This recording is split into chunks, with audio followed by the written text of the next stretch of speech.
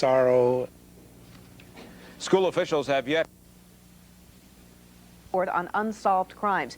Kathy, do detectives suspect any foul play in this case? It's possible, Tracy. Todd Lyndsy had every reason to stay in Portland, but he disappeared without a trace. His bank account remains untouched. He was a popular entertainer who worked at Darcell's.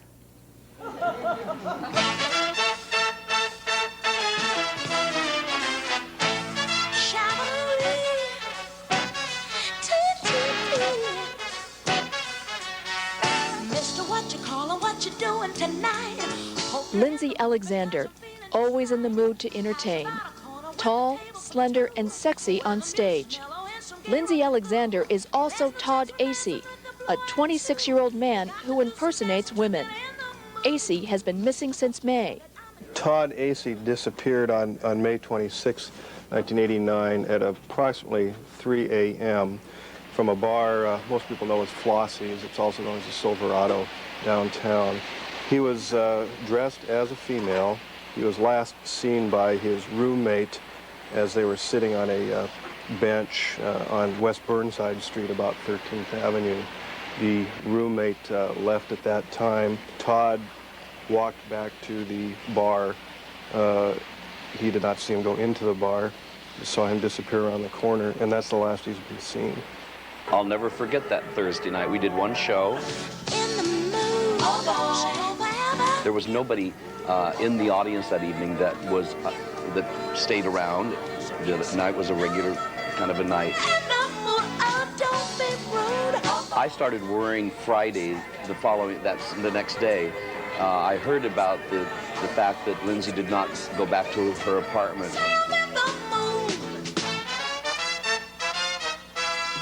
Todd's parents, Sally and Bob Lyndsy, were contacted at their Eugene home. The police are handling it as a homicide possible rather than just a missing person. But I still have a problem with the fact that he's dead, that he was just, taken off the street and killed. There was never any real concern that Todd would not keep in touch with us, even though he was halfway across the United States. We haven't begun to find out what all the pieces of the puzzle are. There is lots of information out there that we haven't touched yet. Just absolutely nothing shows up to negate that he would voluntarily leave. And everyone we've talked to says that he was very devoted to his work as a performer at Darcell's. There's not probably an evening goes by that we don't give her a thought as far as a fellow employee, as a fellow entertainer. We cared a lot. Even if there's 90% possibility of him, not being alive, there's still that 10% that there is a possibility. So we dwell on that 10%. All we want to know that he is alive, if he is alive.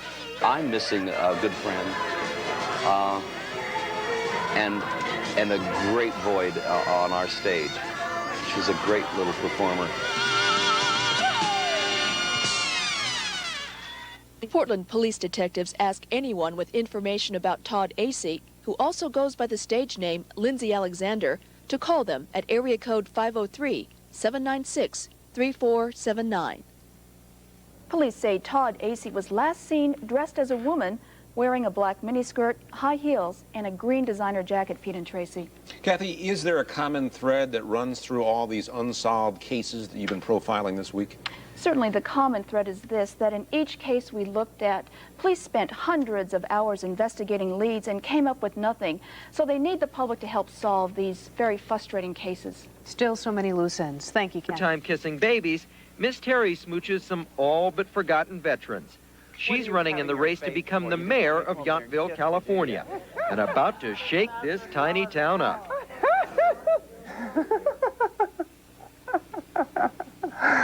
Let's see, I could be the mayor and the first lady all at one time, right? If many of you are now starting to wonder, you're right. Miss Terry was born Mr. Terry. She was a he, all the way through adolescence and high school. In fact, it was